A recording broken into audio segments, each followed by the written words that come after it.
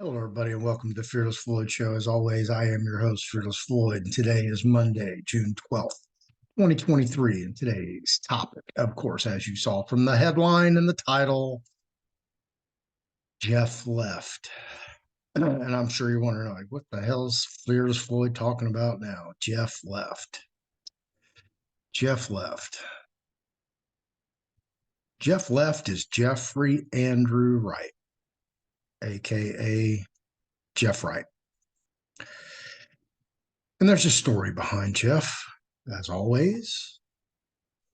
And as I like to tell you guys, I've had this just,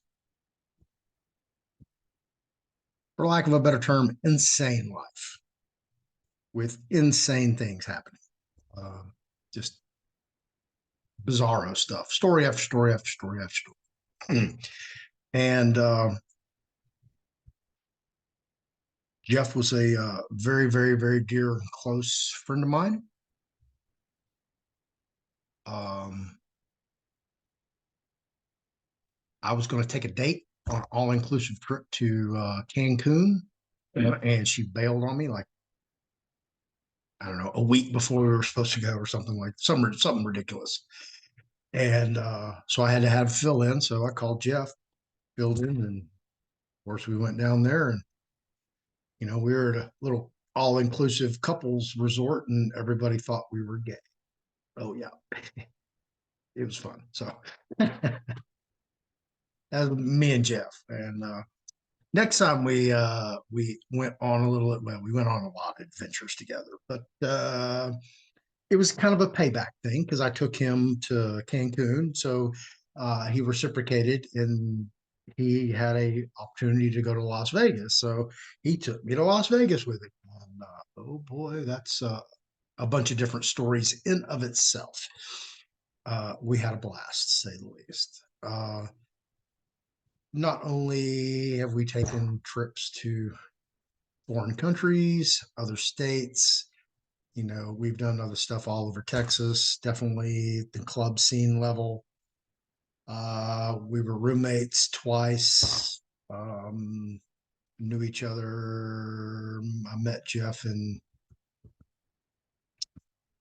89. Yeah, 89. A friend of mine actually wanted me to meet Jeff's friend, Paul, who was the doorman of a particular bar.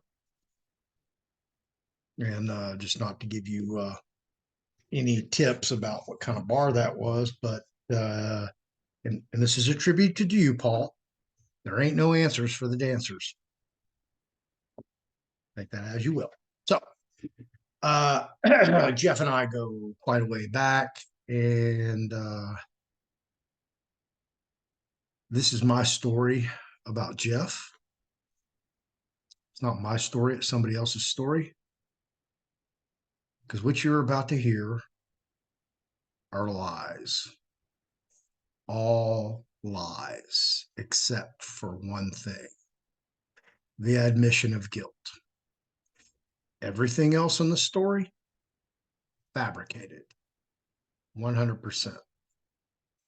And when you watch this next video, it's lengthy, and I, encourage you to, hang on, watch all of it, listen to all of it, because it is quite enticing. It is very drama filled. It is a spectacle. I can only go that far. And when I found out about this, I was sitting on the front bench in front of the TV in the day room, the news TV, and I'm looking up like this, and I see Jeff's picture of 5 o'clock news. First thing smoking. No anchor, no advertising, no channel logo, no blue news logo. Bam, there's Jeff's face. That's how I got the news. So just to show you a little bit the import of Jeff in my life. I doubt y'all see this, but there you go. Y'all see that?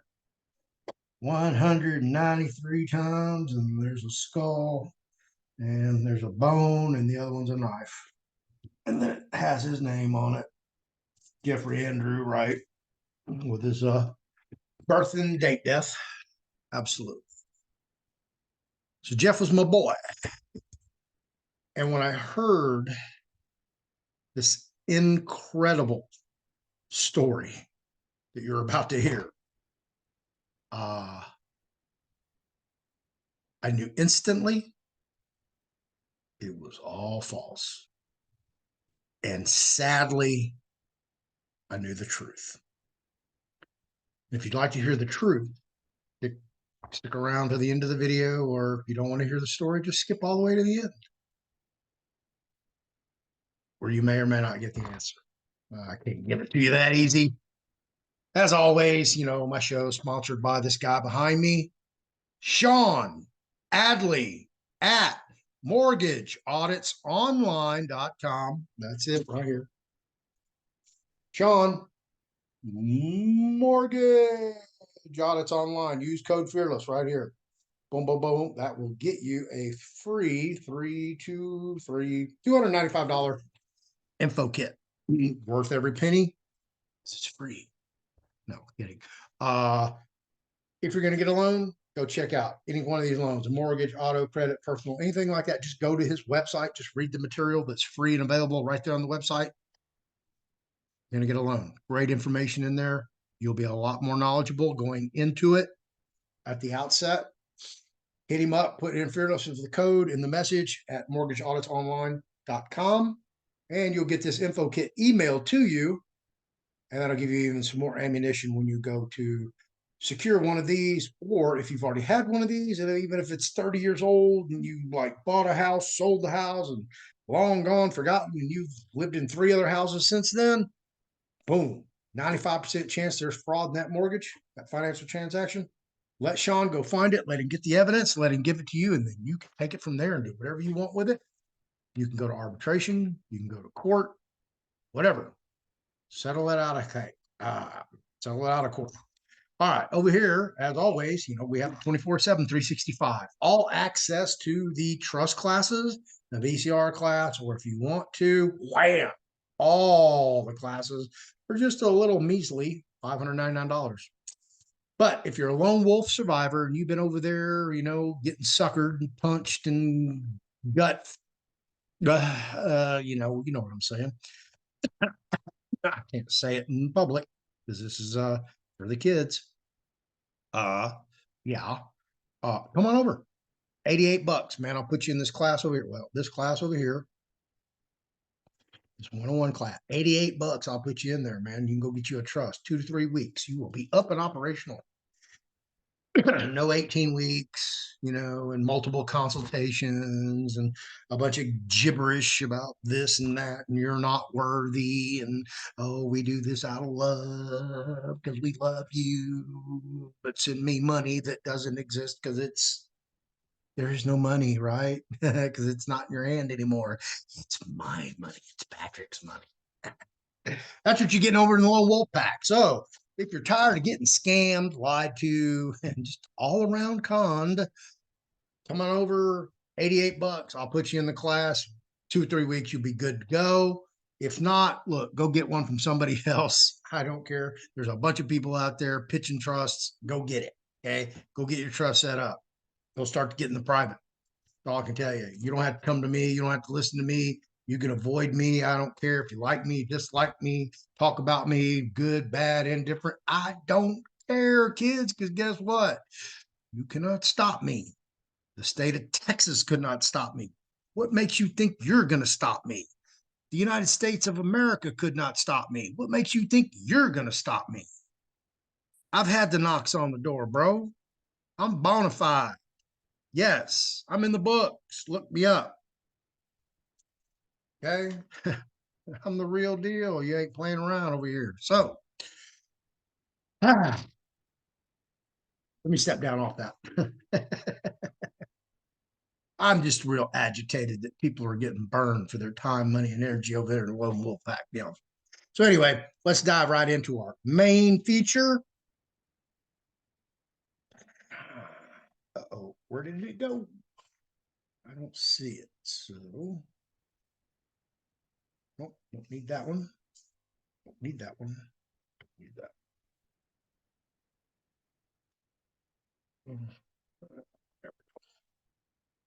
All right, kids, and now for our feature presentation. This is actually 29 minutes and 51 seconds long. So if you haven't had a chance to go get your popcorn, beverages, snacks, whatever's going to wet your whistle,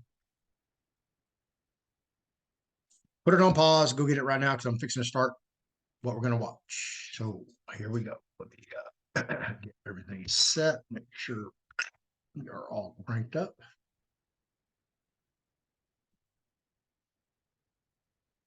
And here we go.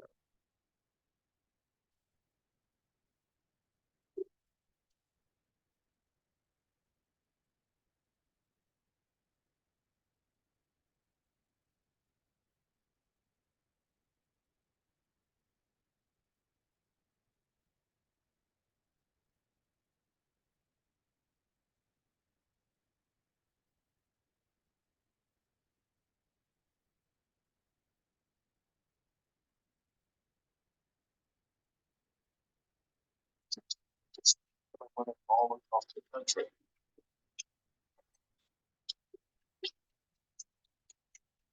Employees coming in just after 8 this morning made the horrible discovery. 4 employees of the Malibu Grand Prix stabbed to death. She doesn't dispute that she stabbed her husband a staggering 193 times. Her 16-year-old daughter with stepmother.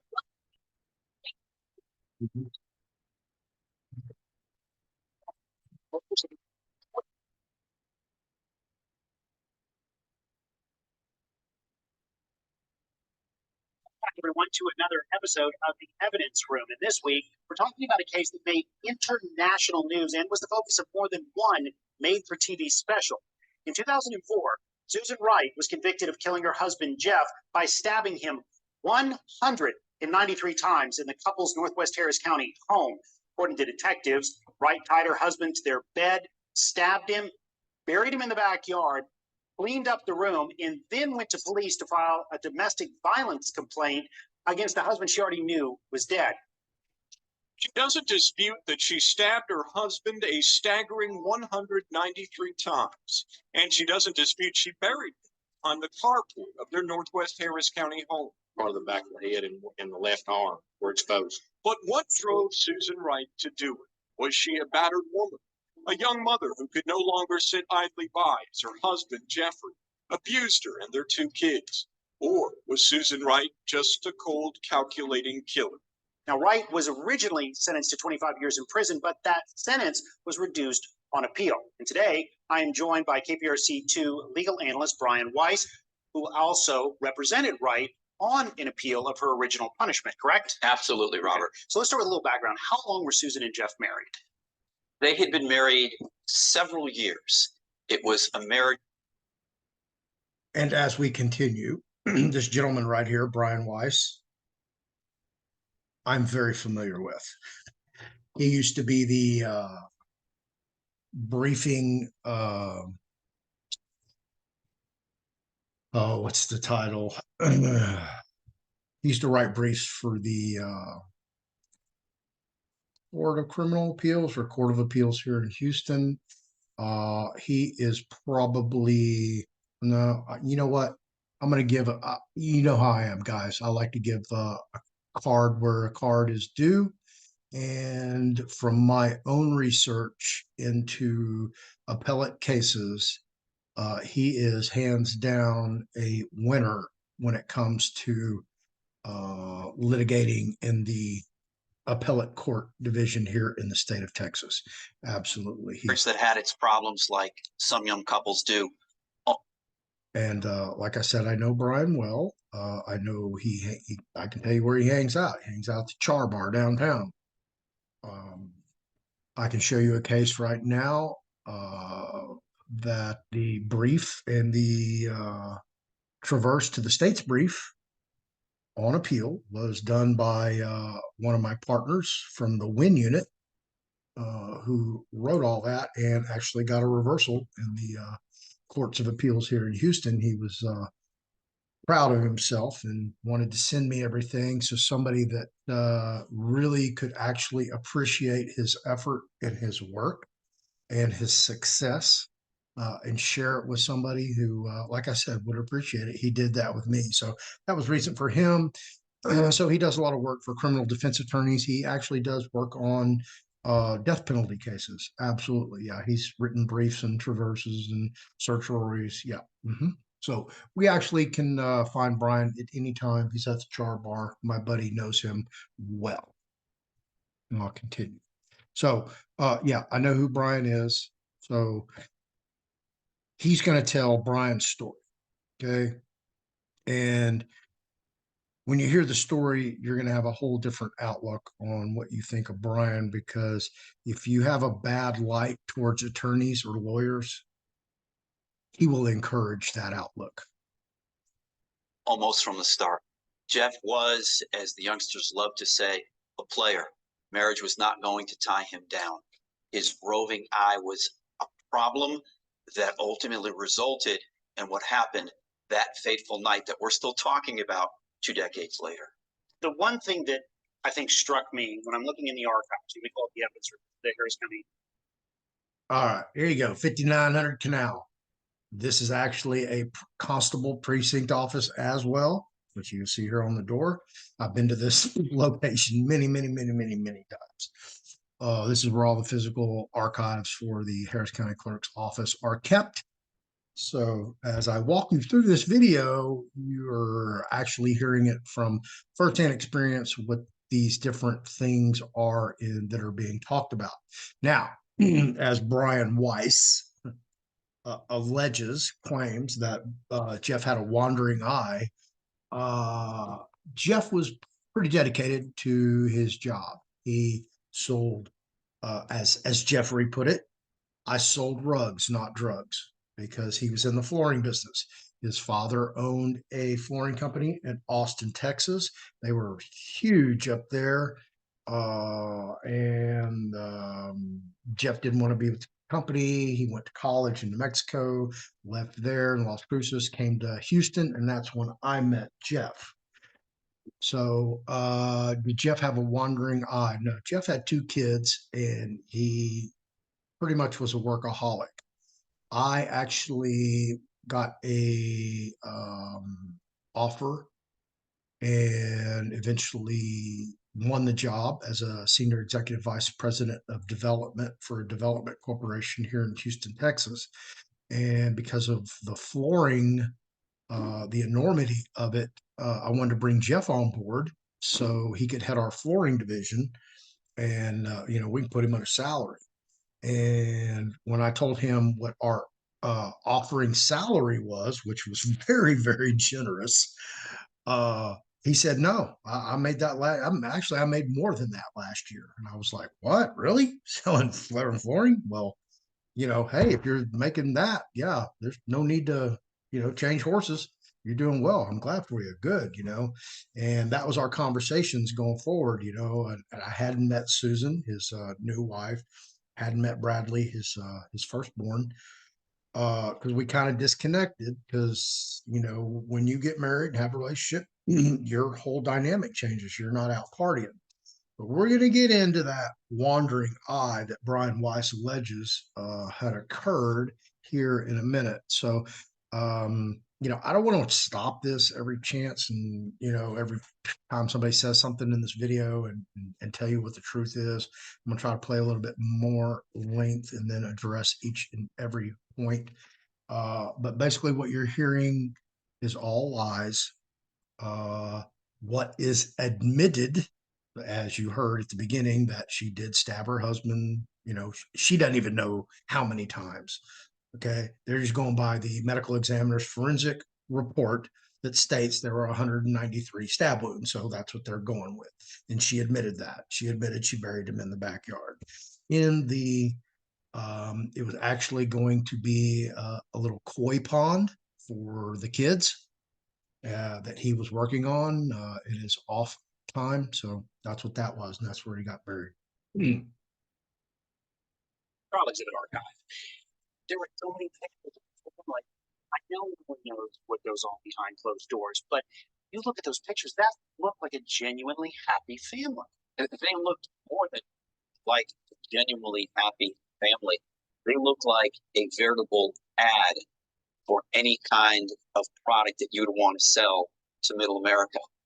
They had the look of a couple with two beautiful young kids. And again, you said, but I know it was one of the favorite things that my mom had. You may think that people have a happy marriage, but you don't know what goes on behind those closed doors, Robert. 27-year-old Susan Wright and her attorneys are hoping the jurors will be understanding of the battered wife syndrome. The defense claims Susan was kicked, punched, and emotionally abused, and that she feared for her life and the lives of the couple's two young children on the night she admits stabbing her husband, Jeffrey Wright, nearly 200 times at their home in Northwest Harris County, then partially burying his body in the back patio area. I'm hopeful we'll have a jury that will be an excellent jury in this case, will be fair and impartial, and will set their emotions aside and decide the case based on the facts. My understanding, her first attorney, she actually, I don't know if you call it a confession or what, but actually went to him and told him what happened. From the very beginning, Susan and her family hired attorney Neil Davis, who was working for first ballot Hall of Famer Dick DeGuerin. Neil had been licensed only a couple of years, and to be confronted at that stage of his career with a prospective client who walks in and says, I've killed my husband, I've buried him in the backyard, what are we going to do? And at that point, Neil literally went to the district attorney's office intake division. And for our viewers, that's the division of the DA's office, where generally police officers go to file charges in all kinds of cases. In this case, Neil Davis went and spoke to a veteran prosecutor who was working intake and said, there's something that I've got to tell you. You'll find a body buried in West Houston at this location. A wild mess that turned into a torture chamber is how prosecutors describe Susan Wright's alleged plan to kill her husband to start a new life. The state claims a brand new insurance policy of $200,000 and that she recently enrolled in college classes is what motivated her. They claim on the night of January 13th, 2003, Susan Wright put the couple's two young children to bed, then lured Jeffrey into the bedroom and tied his wrists to the bedposts with neckties that belonged to him and bound his ankles as well, then stabbed him over his entire body. New attorney or old attorney, that's still pretty unsettling to have a client walk in and go, okay, here's what I've done. Let me say this, in 45 years of doing this, and again, admittedly, mostly appellate and post-conviction work, not in the trenches in the trial court, I couldn't imagine what that would be like. So I think it's really difficult to wrap our collective heads around how a young lawyer like Neil Davis felt. So one of the things also too that's in the Harris County archives is there's the crime scene video that was taken by detectives as well as the crime scene photographs. And it looks like she went to pretty great lengths to try and clean up that room. It looks like she tried to paint it. There was bleach. There was a lot done in that room to try and cover this up. But then eventually she just went ahead and told her attorney about it anyway. That attempt, successful or unsuccessful as it happened to be, is important if you're a prosecutor, because as our viewers know, if you've ever binge watched Law and Order, Jack McCoy loves to talk about something called consciousness of guilt. It's conduct that a defendant engages in that tells us that he or she knows they've done wrong. Fleeing, lying, and in this situation, what Susan Wright did in the wake of this offense was textbook consciousness of guilt. Jeffrey was nude. He had all of his clothes on. The evidence will show you that. And may I introduce the infamous prosecutor for Harris County, Texas, retired actress Kelly Siegler. Yes, I know Kelly Siegler as well. Would you be surprised if it were any other way? During the trial, actually pre-trial, I wrote Kelly and told her that I knew exactly what had transpired and why. I knew the real story, and I was the only one aside from Susan Wright who did know the real story. Will you please bench warrant me back so I may testify on behalf of the state against Susan Wright? Yes, absolutely. Yes, I did. And of course, I never heard anything back from Kelly on sentencing, resentencing, when Brian Weiss got some time cut off. I asked again to be part of that and was refused, ignored, actually, which, you know, kind of no surprise by then. I'm sure, well known in in Harris County. So anyway, let's continue with Kelly Siegler and her demonstration of what transpired and why it transpired in the Wright household, which again, okay, the reenactment may be semi-accurate, but the pretense, absolutely false. That's Susan Wright. This case is not about self-defense. This case is about selfishness. Defense attorneys described the night very differently. He threw her down, grabbed her by the arms, and you'll see those bruises in the photos that the constable took in this case. He threw her to the ground, and he began punching her, and he kicked her with his bare feet. The defense claims Jeffrey was high on cocaine that night and got angry when Susan suggested he needed help with his rage for allegedly abusing their 4-year-old son. The defense says that she wrestled the knife away from him when he threatened to kill her. All right. Make note of what that was just said. If you want, I can rewind it, or you can rewind it and re-listen to it. Jeff was high on cocaine that night, and Jeff had a knife and pulled it on her, but she took it away from him and then proceeded to somehow subdue a man, Jeff, who was actually probably about an inch taller than myself and had probably 10 to 15 pounds on me. So he was a good 225, probably 235, maybe even 240. You know, now he's married with 2 kids, selling rugs, not drugs, right? But was Jeff high on cocaine that night?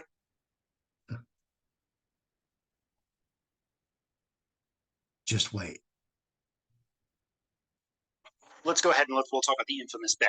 That was probably the signature image of that entire trial. It's the defining moment. Yes. So prosecutor Kelly Siegler brings the couple's actual bed into the courtroom intact, places her co-counsel on the bed, straddles her co-counsel, and then proceeds to use a ruler to count out 193 stab wounds for the jury to see how long it took. That bed, by the way, is still in the Harris County Archive. The frame of it is, anyway. So one minor writer's embellishment. She actually straddled Paul Doyle, who was a fellow prosecutor. Maureen Newman was her co-counsel. Kelly needed somebody who was as big in size and stature as Jeff was. And that's how Paul ultimately achieved it. So as I said, Jeff was probably every bit of 6'1", 230 pounds. Now, when they show a picture again of Jeff and Susan Wright together, okay, and you can go back to the beginning and look at the size differential between the two, and then you're going to hear this outrageous story that this little blonde-haired, blue-eyed girl probably weighs, you know, $130 soaking wet with a backpack on, manhandled a 6'1", 230-pound man that sold rugs, not drugs. So that's what you're looking at. So she subdued him, not only subdued him, but tied him to the bed, all 4 corners, footboard and headboard, with Jeff's own neckties. That's the story. And they're sticking to it. So let's continue. At least his 15 minutes of fame. How much of an impact, though, do you think that had on the jury? Oh my goodness. If a picture is worth 1,000 words. A video is worth 10,000.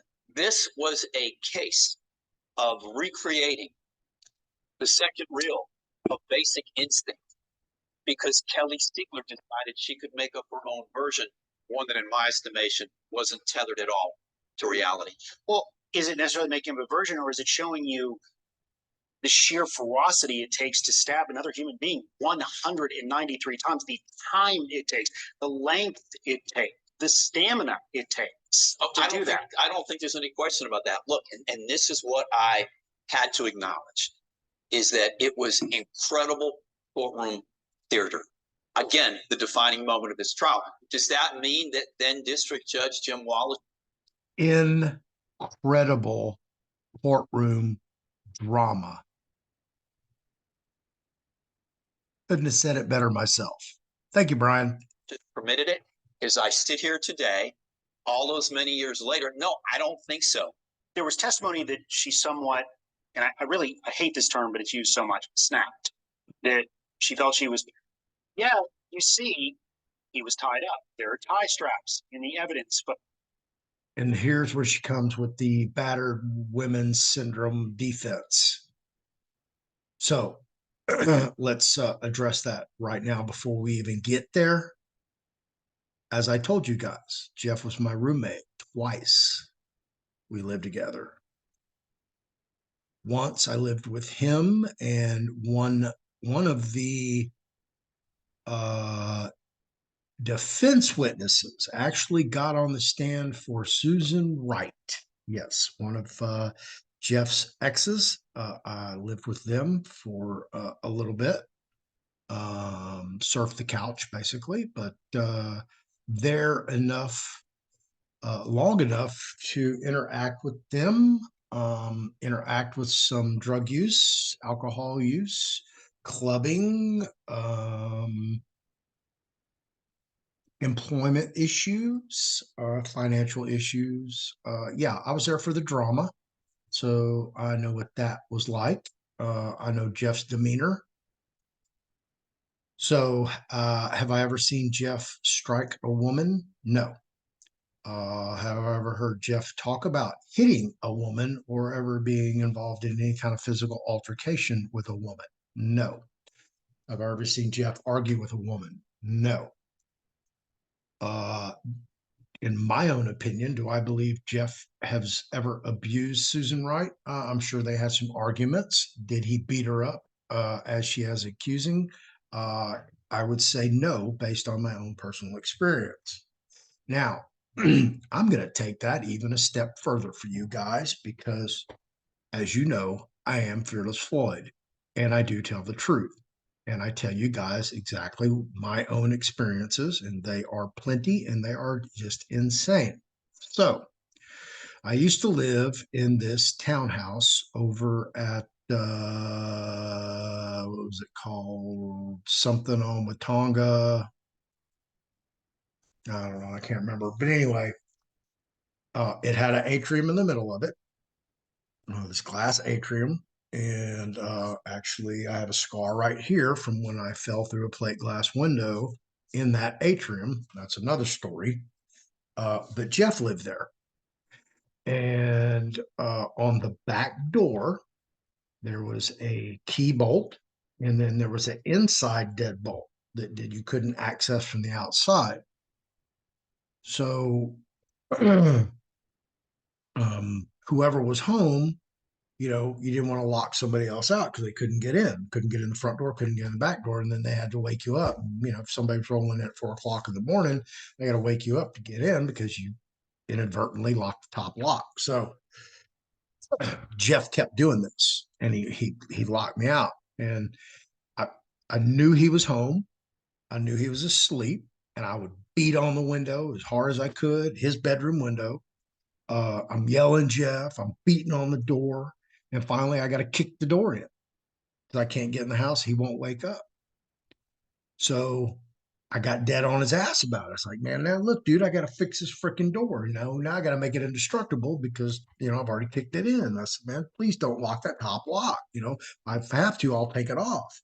He's like, no, I won't do it again. I won't do it again. So I I can't make this up. It's like the next weekend, I come home, boom, door's locked. Oh, you gotta be kidding me. Bam, bam, bam, bam, bam, bam, bam. Jeff, dude, what's up? Bam, bam, bam, bam, bam, bam, bam. Jeff, what's up? Bam, bam, bam. God damn, dude, I can't believe you did this freaking again. So I'm stepping back, man. I'm ready to kick that damn door in again. And I know it's gonna be between me and the door this time because that door is reinforced. And I swear, as soon as I step back to kick it, he opens the door. And I'm like, dude, I'm like just livid. I'm like, dude, you fucking lock the door. And I just bang, hit him as hard as I could, just big old roundhouse. And he just went, didn't say a word, turned around, walked back, and went to bed. That was it.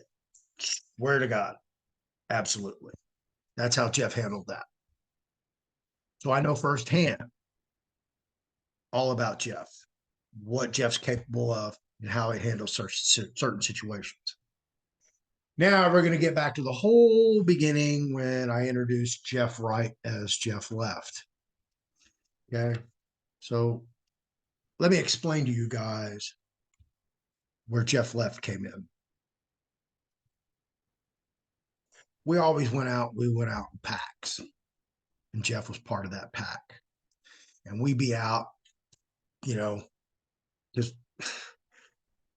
believe it or not, I used to have, no line, no cover, all access to all the hip clubs in Houston. Imagine that. Yeah. So anyway, we get in these packed ass freaking clubs and you separate and boom, you can't find anybody. And this is back in the day when we had pagers and cell phones were just coming out and they were still the big brick cell phones. Very few people had the little small Motorola flip phones had yet come out. They were very, very, very expensive, like $1,200. So anyway, we'd be in the club and be like, hey man, what's up? You've seen Jeff? No, I ain't seen him in probably an hour. Man, I'm looking for him. Let me know if you see him. Tell him I'm looking for him. So we'd walk around, start looking for him. Couldn't find him. So I'm like, damn, that's back when we had payphones in the bathrooms. So I go page him. Yeah, dude, where you at? What do you mean you're at home? When'd you leave? What? Why didn't you tell somebody? Come on, man. We've been walking around the club an hour looking for you, man. Yeah. He's on the phone. Yeah, Jeft left. He didn't tell anybody. Dude, really, man? All right. Well, oh, what do you mean? Oh, dude, you got to go do a measurement. What? 8 o'clock in the morning? Where? Channel View? Oh, okay. Yeah. I see why you went home, dude. It's late. I get it. I understand. But next time, man, tell us before you leave, dude. Really? Okay. Man, it sucks walking around looking for you and you're not here. You go, okay. Yeah. I accept your apology. No biggie. All right, brother. We have a good night, man. Good luck tomorrow on selling your rugs. All right. Bye. There you go. Jeft left. And he did this all the time. So notorious for it, but he became Jeft Left. He was no longer Jeff Wright. Where's Jeff? Jeft Left. It became a joke, a running joke. So that's the deal. That's my own personal experience, firsthand knowledge with Jeft Wright. So now I know a little bit of something about this case, huh? Get back to it. And I'll explain all of this, the neckties, everything. When I explain it to you with what you're hearing now, it'll all tie in so nice, so neat, with such a bow and a gift card. You're going to be like, damn, that was good, Fearless. You do know what happened. Photos. She used 2 different knives to complete the 193 stab wounds. She buried it. She cleaned up. She took the time to file a domestic dispute complaint. All right, there you go. Jeff, 6'1", 230 pounds. Look at that. See that stomach right there? That's from sitting at Spring Carpets in Tomball, Texas. taking customers, and then going out on measurements. That's the kind of belly you get working that business. All right. So you see quite a difference. So somehow this woman took this man, tied him up to the bed, subdued him, tied him up to the bed, killed him after stabbing him 193 times, and then took this body out of the bedroom, through the house, out the back door, off the back patio, and into a hole in the backyard, and then commenced to bury him. This woman by herself. And then she allegedly cleaned up the house. Got rid of the bed, the mattress, painted the walls. While he's in the backyard, I don't know where these two are, she's cleaning up the house. Okay. While she's doing that, allegedly alone, okay, this whole case stinks to high heaven. And Ron Wright, my heart goes out to you and your family. One of these days we will meet again. Bradley's going to be a man by then. So yeah, looking forward to that. So let's carry on. Playing against a person she knew was already dead. That doesn't sound like snap. That sounds like thought out. Well, I think we need to distinguish between the moment during which she engaged in the actual stabbing and then her conduct that follows in the wake of it. Because as prosecutors love to tell juries, a defendant can form intent in an instant. Nobody questions that. I think the tough road to hoe that the defense had was, as you so aptly pointed out, being able to reconcile a battered woman who, as you said, snapped, with a woman who seemed to be cunning, contrived, and careful in the wake of the conduct that she engaged in. It's unbelievable.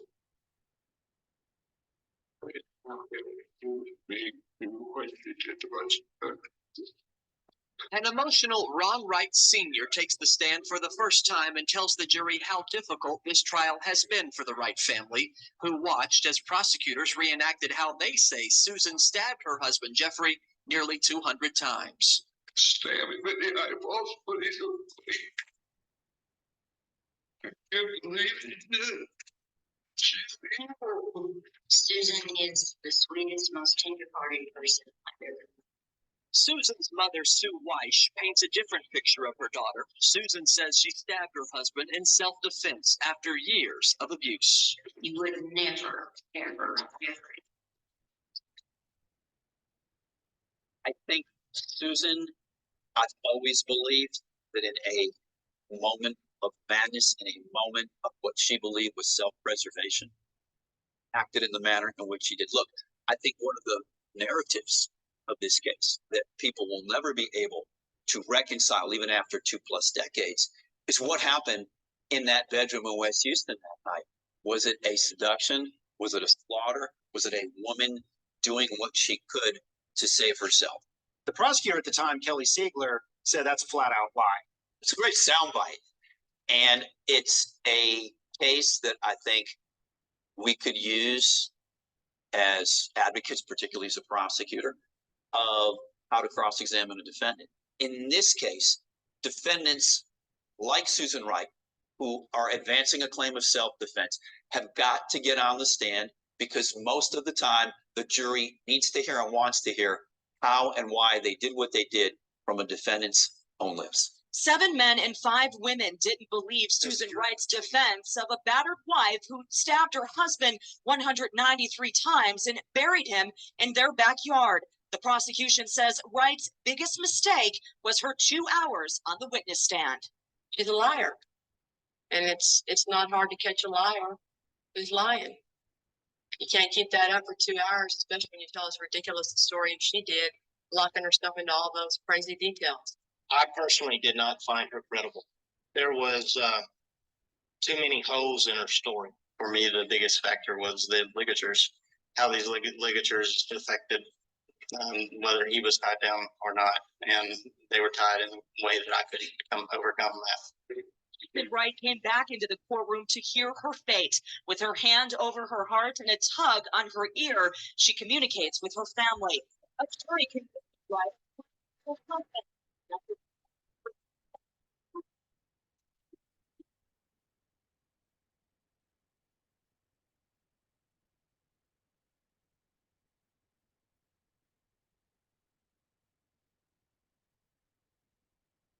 And as this commercial break is in progress, she did go to prison. And she did do some flat time, but she did get a rehearing thanks to Brian Weiss for punishment. So she got her sentence reduced. And Brian Weiss did that on his own volition. Did he do it because she got a raw deal? Or did he do it for infamy? I'll let you decide.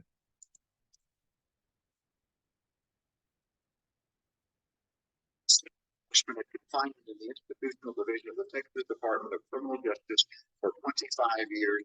Susan Wright stands looking stunned. The prosecution team urged the jury to sentence Wright to prison for at least 45 years, but they still considered this sentence just. 9 members of the jury that found Susan Wright guilty of murder took turns telling reporters how they agreed upon the punishment of 25 years in prison. The way we arrived at after 25 years was just a systematic discussion, roundtable, and we ironed out our differences. We made compromises, which is what is expected. Susan was shocked, disappointed, but she accepts, and she also respects the jury verdict. You filed one appeal of the actual verdict, correct? And that was unsuccessful. But you also filed an appeal of her sentence. On what were the grounds? Again, the primary question in that first appeal was, as we've talked about, the spectacle, the drama, the unfair prejudice of the bench.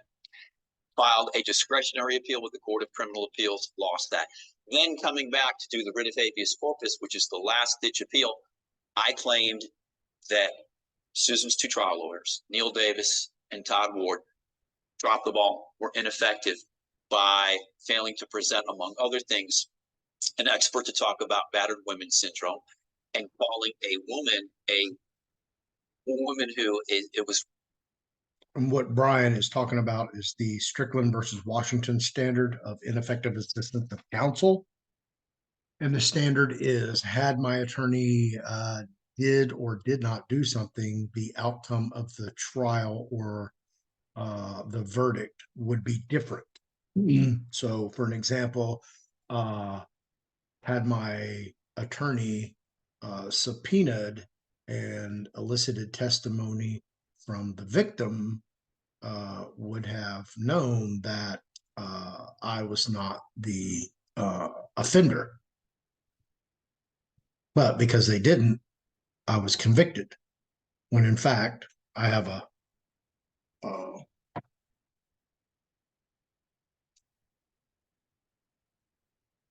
I have valid testimony that I was elsewhere at that time. So that's basically what you're looking at.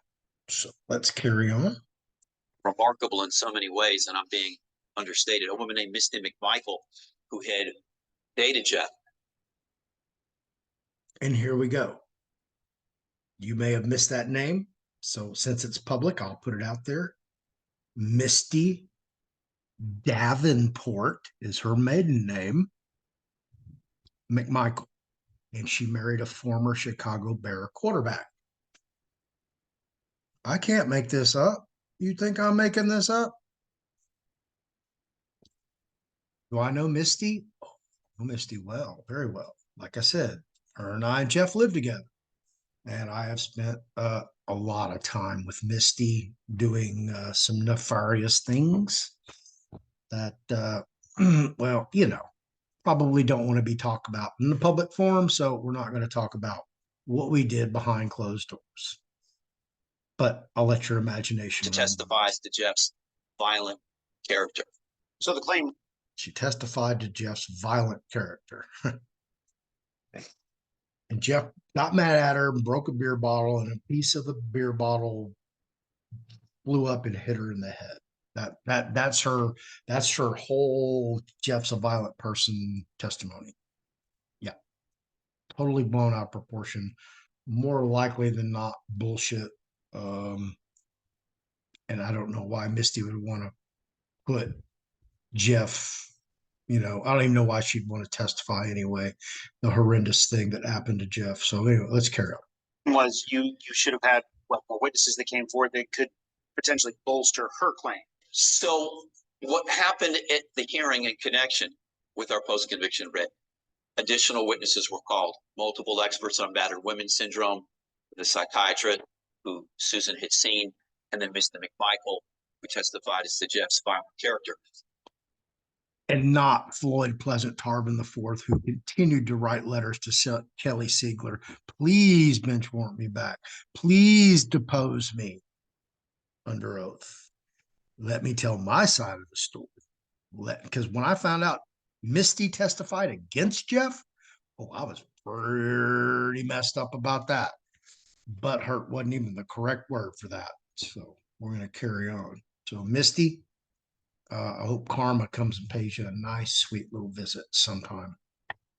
But once we concluded the evidentiary hearing in front of Judge Jim Wallace, the case went to the Court of Criminal Appeals. And I believe in October of 2009, a unanimous. What he is describing is an order from the Court of Criminal Appeals, maybe or may not have been based upon a recommendation from the trial court to conduct an evidentiary hearing to find facts, conclude law, to determine whether or not trial counsels, because there were two of them, were ineffective assistance at trial. That's what he is describing. So that order was issued. I've had one. I got my own issued by the Court of Criminal Appeals by myself. Yes, sir. So I know exactly what he's talking about. So I didn't get my evidentiary hearing. Boom. They were lucky enough to get one. So it was actually conducted, which is very rare.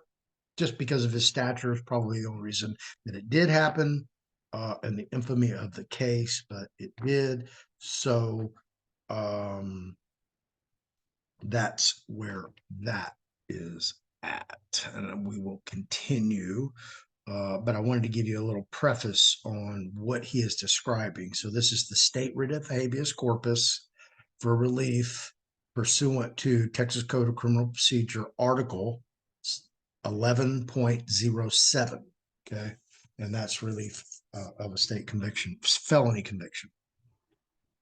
So we'll continue. And this Court of Criminal Appeals ordered a new sentencing hearing. It's almost like two trials. You have the guilt or innocence trial, then you have the punishment trial. That way, as you say, when they changed the law, you didn't have to do both of them again. Exactly. You simply did do the sentencing phase again. Exactly. The plan was at that point that I was going to be involved as.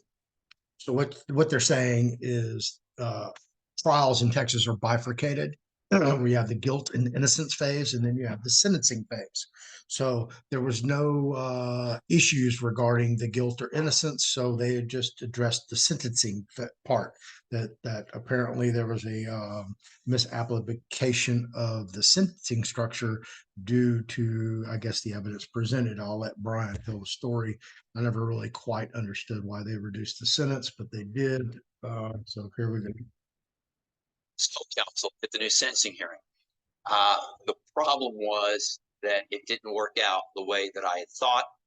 There were some hurt feelings. There were some allegations tossed about who had promised what to whom. You met with Susan multiple times. You looked her in the eye. Talk about those conversations, because at some point you have to ask, okay, you did do this, whether it was an act of self-defense or, as the prosecution said, an act to get a $200,000 life insurance policy. Those discussions had to have been had. What was that like, looking into her eyes, having to discuss that? Well, I can't discuss conversations that we had. Those remain privileged. But obviously, as part of my investigation, I spent considerable time with Susan.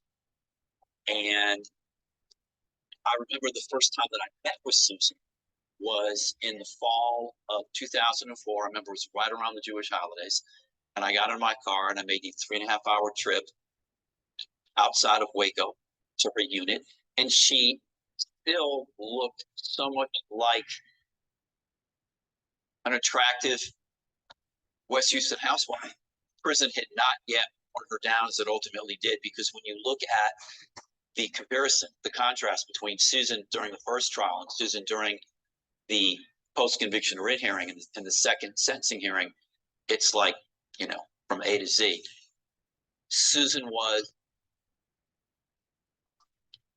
so mild-mannered that it was difficult for me to reconcile what it would have taken for someone like Susan to have acted as she did that night in 2003. And I have the answer.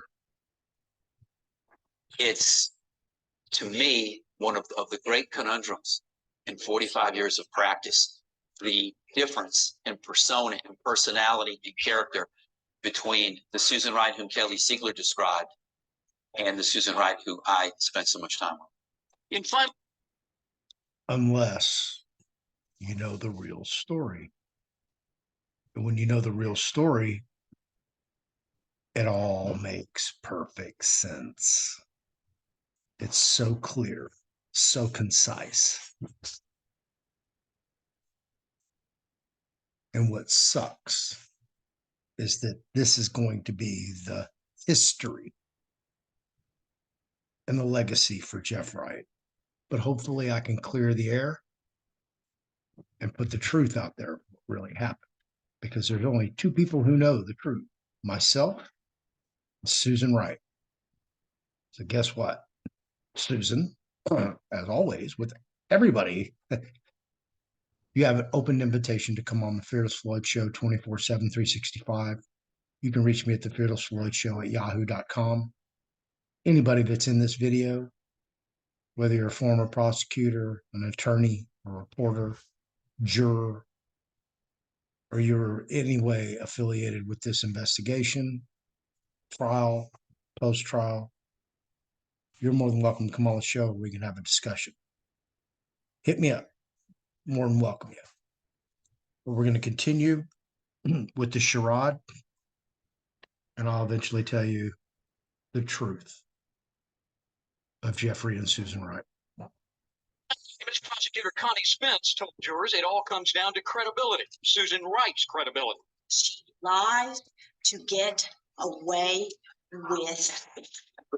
Prosecutors insist Wright coldly stabbed her husband almost 200 times as he slept following a round of lovemaking, killed him, buried him, then tried to cover up the killing, claiming he'd abused her and their children. After she killed him because she claimed that she had no alternative but to kill a sleeping mate. All right, there were some clues in that. Okay, not only her statement, but the reporter's statement. So might do a little rewind there and re-listen to what they say, because you're getting kernels of truth in these different individuals' statements. And when I put the whole thing together, you can go back and collect those kernels. You go like, dang, man, Floyd, you nailed that.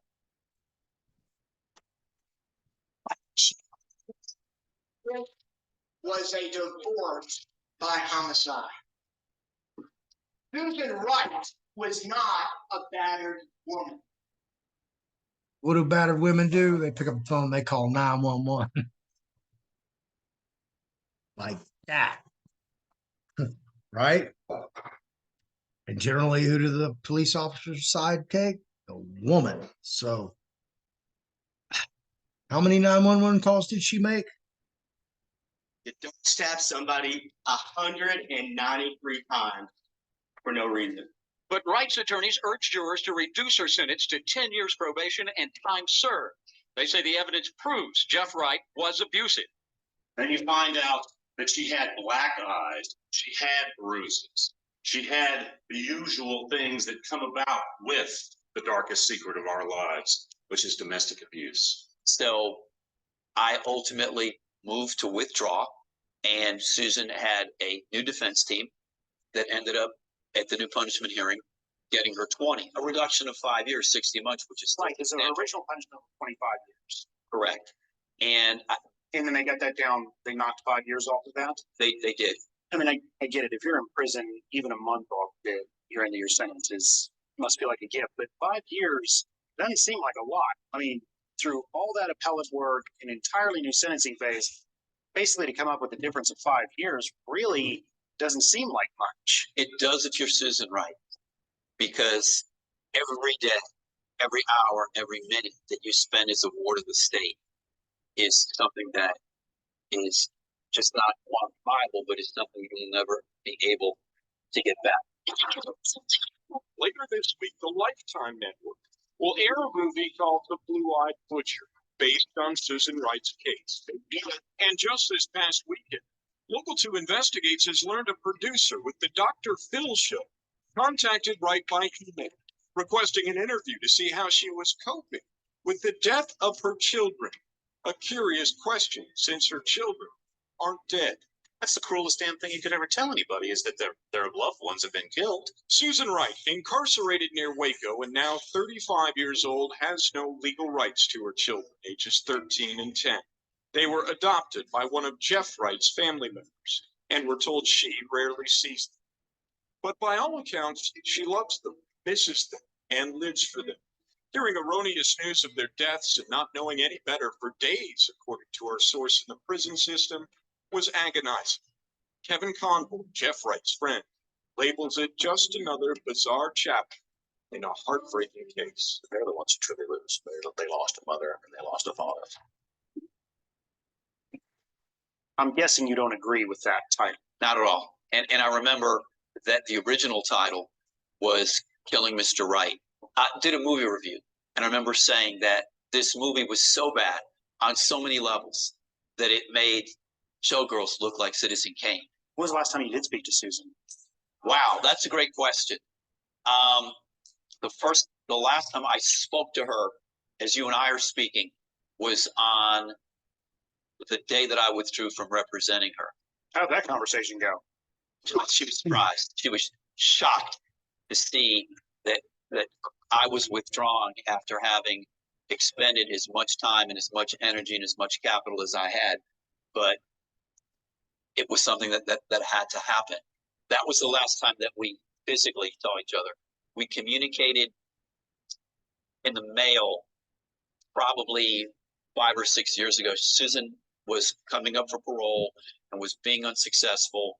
And so she reached out to me and wanted me to write a letter of recommendation to the parole board, which I thought was a monumental ask. And Did you? I did what I could to assist her, but What does that mean? What did you do? Oh, I've gotten one of those letters. provide context, explanation from 35,000 feet, and again, filling in the gaps on the canvas as opposed to what the parole board itself might see. And that's the last time that we had any communication. When Susan made parole. Did you support her parole? Yes. Okay. Why? Because I think she had done more than enough time considering what it was that a jury had found her guilty of and the amount of time that she had served. I think the concern that Susan had was she would come up for parole, she'd get rejected, and she was going to get what inmates call a serve-all, which literally means you serve all your sentence. And so when she walked out of her unit in Gatesville, New Year's Eve day, I want to say 2020, I believe. 16 years after her conviction, found guilty of killing her husband, Susan Wright is home.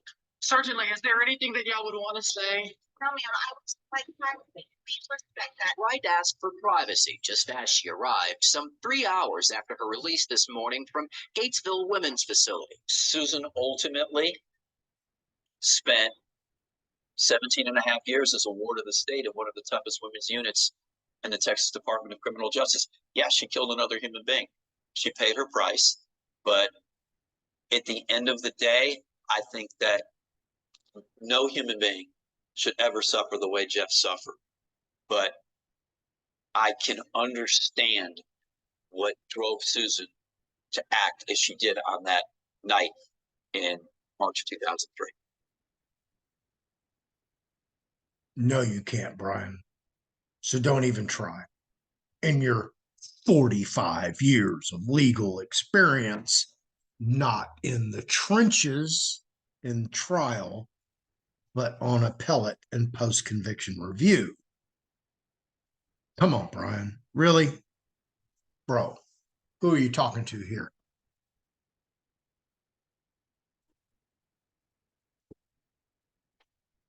From an outsider's perspective, I would have to ask, are you positive of that? Because some would say, well, that's what she claimed because her life was literally on the line.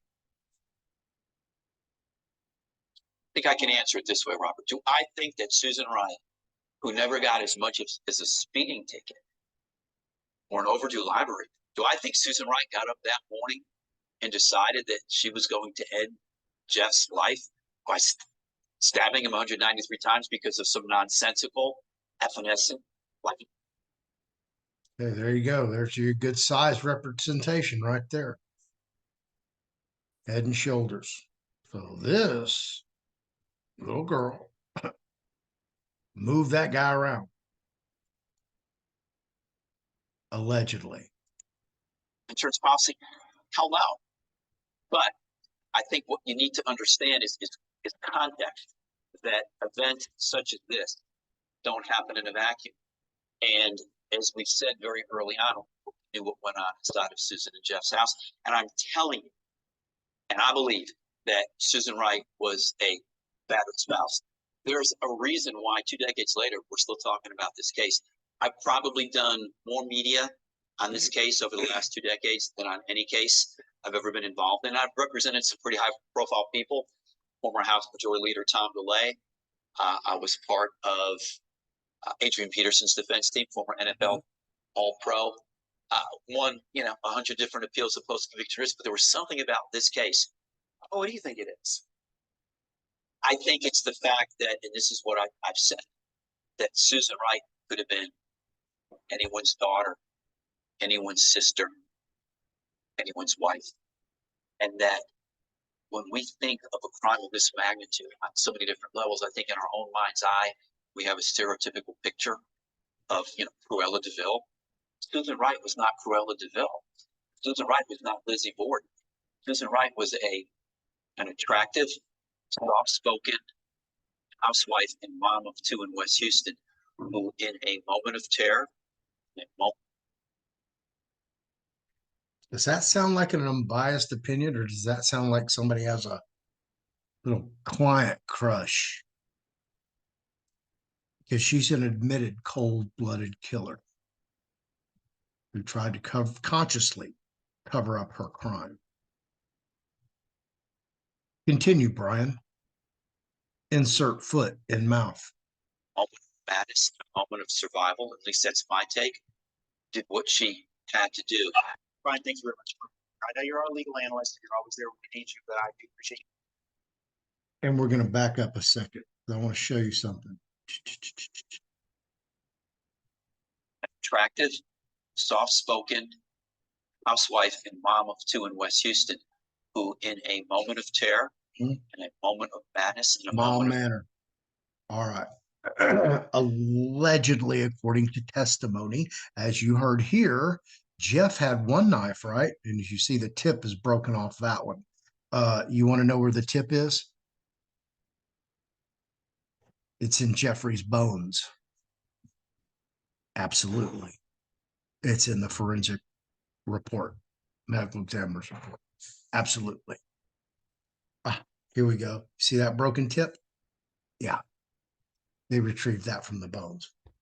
Okay.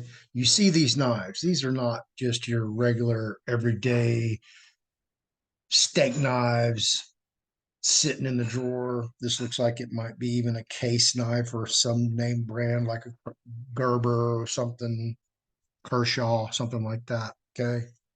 And those look like Damascus steel, or that could even be blood stains on there. I don't know.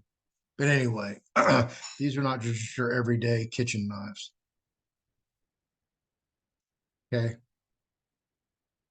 And Jeff had one. Well, where'd the other one come from? So we're going to get into that.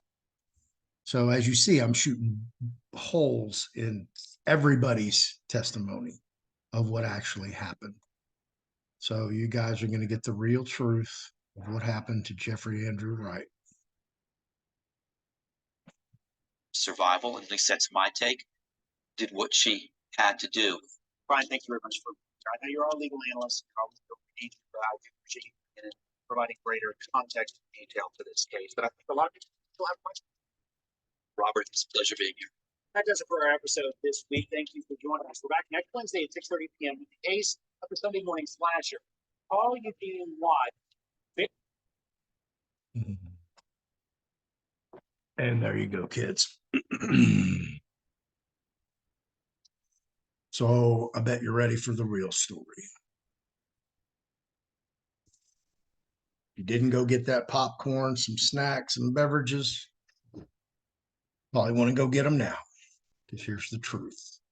As I've alluded to in this video, I knew Jeff very well. You know, I'm really sad that he's gone, because Jeff was a good guy, really good friend. You know, when you needed his help at 3 o'clock in the morning and you called him, he would come help you. He was that guy. Big heart, miss him. That's why I got the tattoo. We were that close. So this has been an appalling thing for me to grasp in whole, in mass. Susan and I did our time parallel. I got out before her. But yeah, crazy. You know, we do have some commonality. She was at the Lane Murray unit, female unit, and Kelly Strong was the assistant warden on the Wynn unit. She made warden over on the Murray unit where she was at, where Susan was at. And then she came back and she was the warden over at the Wynn unit after I'd gotten kicked off and went to the Ellis unit. So there's that weird ass connection there. So anyway, getting back down to it. So what actually happened on that night? Well, I have to go back historically to give you some education on the relationship between Jeff and myself and how that came about, how it evolved, and how Jeff ended up in his own backyard, buried in a koi pond. Okay. This is how I met Jeff. I told you somebody wanted to introduce me to There Ain't No Answers for the Dancers. So, boom, hey, so-and-so's having a after-hours party at some hotel over in the gallery area. Boom, we go to the hotel. So I meet these two guys, Paul and Jeff. And apparently, Paul had just scored, I don't know, a couple 100 pounds of weed or some bullshit. And they're like, hey, who can roll weed? But really, you had to ask. Roll it up. Threw me this freaking big old bag and pack of zigzag orange. So I'm like, oh, I go, hey, roll a big fatty. All right. I took 3 zigzag paper and I rolled a cigar. And I handed it to Jeff because Jeff was laying on the bed with me. And Jeff looked at it, he goes, oh my God, you rolled that freehand? I'm like, yeah, why? Man, you're my new best friend. That's how me and Jeff met. So we proceeded to smoke that, and I kept rolling over, rolling on. Man, we rolled, I don't know how many. Then we went back to Paul's house, and Paul threw out like a pound on his dining room table, and it's like, don't stop rolling. Seriously. And I'm like rolling one after another, light up. So that's how I met Jeff. That evolved to where we started hanging out together, clubbing, you know. We were all guilty of it. We all were chasing strippers. Misty Davenport McMichael was a stripper, blonde hair, blue eye. Do you think Jeff has an affinity for blonde hair, blue eyed girls? I wonder. Okay. So we all like strippers. We all chase strippers. Was Susan Wright a stripper? Absolutely. Was she a top stripper in Houston? Could she be a night girl at the men's club? Could she be a day girl at the men's club? Probably. Okay, because there's a difference. There was back then. There isn't now, but there was back then. So that's what that's all about. That's how that works. So as you all know, I lived a very, very, very fast life. Crazy, insane, no boundaries, no limits, just balls to the wall, pedal to the metal. We ain't stopping until Scotty's done. Okay. I know you know me as Fearless Floyd, but back then everybody knows me as Scotty. And yeah. So that evolution. So, we went through, of course, we met through weed and, we tripped did acid and we probably, done some various other drugs. But as you may well know, back in the 80s, there was a big ecstasy epidemic and a big crack epidemic. And back then, Jeff lived with me. And, when it comes to, well, if you're like me, you got to go all the way back to freebasing cocaine before crack cocaine, because that's where I go back. So crack cocaine, yeah, that was an epidemic. That came later in my life, but when it did, there's one thing about being a crack user. And then there's another being a crack producer, that you're able to take powder cocaine and cook it up and make crack cocaine, because that is a skill. And to be able to do it pretty much anywhere, at any time, any place, that's a very good skill if you're a crackhead. If you're not a crackhead, it's a bad skill, because then you know how to do it anytime, and then you become a crackhead. So unfortunately, Jeff learned that. I told you I accept responsibility for my actions. Yeah, you learned it from me. I taught him everything he knows. All right. This is how the game works. Now, when you hear this story, you'll start snapping. The dots will start connecting, and you'll see the whole picture. And you should visualize it before I even get done with the whole thing. I told you Jeff was my roommate twice. Jeff sold drugs, not drugs. Jeff always had to get up early in the morning and go long distances to sell rugs. So when we were out partying, didn't matter, because when you're with me, there are no work days, there's no weekend days, weekdays. They're all party days. Every day is a party day. Doesn't matter what it's labeled. Okay. That's just how it rolls.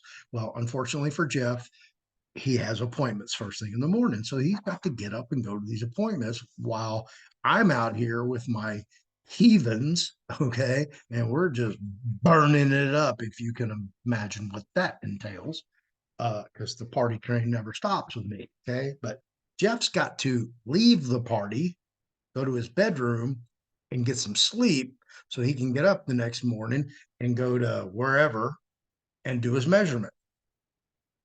Okay. So how does Jeff go to sleep after he's been partying on a what? On an upper. So he's got to come down to go to sleep and ignore everybody and get up in the morning, go take care of business, make that moolah that he was making, because he was making a lot of it. Jeff was making six figures, according to him, low six figures. Absolutely. So what Jeff did historically, while he lived with me, while we were either eating as much X as we could cram in our mouth or smoking whatever was available to smoke until, I don't know, there were no tomorrows. I'll just put it to you like that. Where's Jeff? Jeft left. What do you mean he left? Oh, he's got a measurement in the morning. Jeft left. Get it? So How did Jeft do it? Hypnol, Valium, Xanax, any kind of pill he could take to go down, crash, go to sleep, and then wake up, go to his appointment. While we're out there still going. Oh, hey, have a good day, Jeff. Good luck. Absolutely. No bullshit. Okay, so starting to connect the dots. How does that little tiny woman take a 6'1", 230-pound man, tie him to a bed, stab him 193 times, drag him out to the backyard and bury him in a hole without having one wound, visible wound? As you see, there are no pictures of Susan Wright. No wounds, no black eyes, no bloody nose, no bloody split lip, no bruises, no fingerprint, grasp marks. She actually disappeared for 48 hours, went and checked herself into a mental institution to hide from the police, and then made up all these crazy stories about where the kids were, where Jeff was, because Jeff's family was concerned. Where's Jeff? Jeff was supposed to come see us. He didn't show up. Where's he at? The only reason they found him is because Jeff's parents called, and the police went and looked over the fence, and oh my God, there's a dead body in the backyard.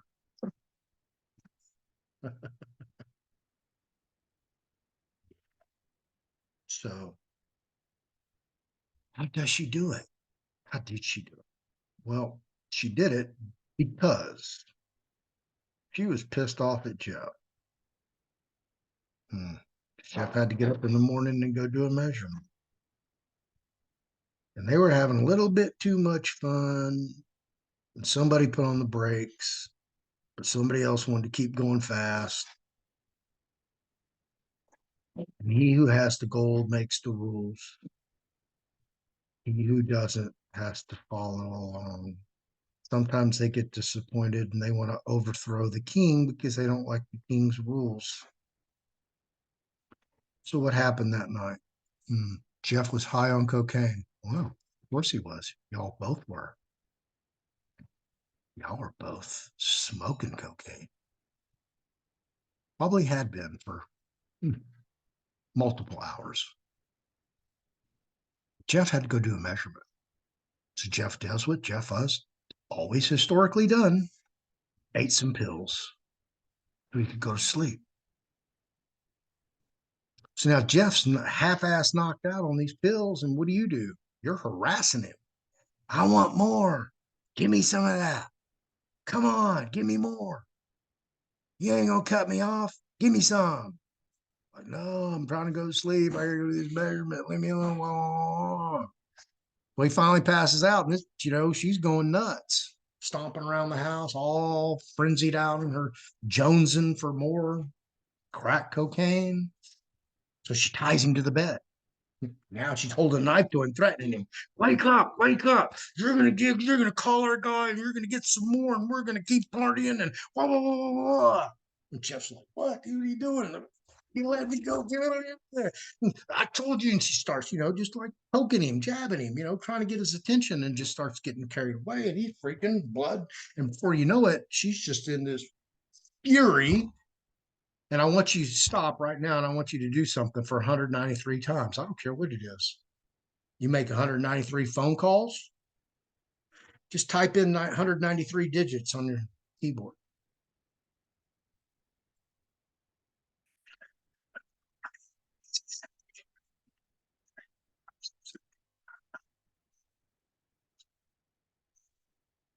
Get the picture?